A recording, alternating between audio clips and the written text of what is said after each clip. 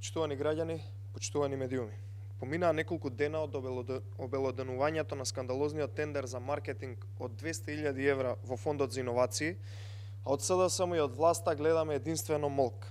СДСМ преку државните институции доделила над десетина милиони денари во тендери на нивни советник од град Скопје, која раководи маркетинг агенцијата Бригада Дизајн.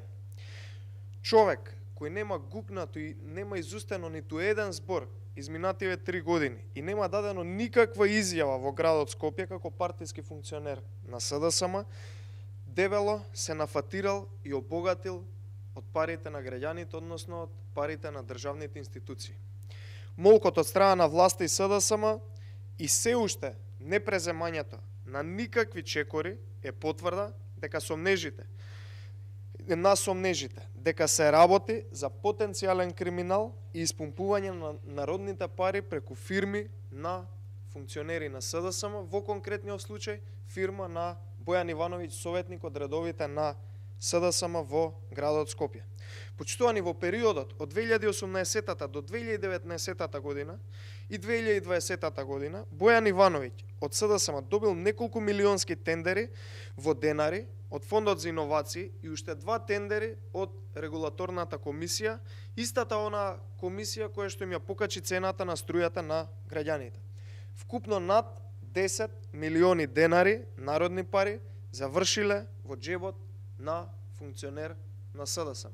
Понатака не знаеме каде.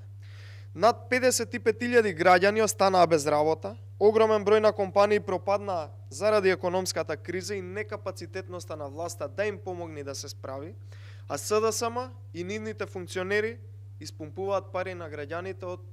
буџетот на фирмите, односно институциите на државата.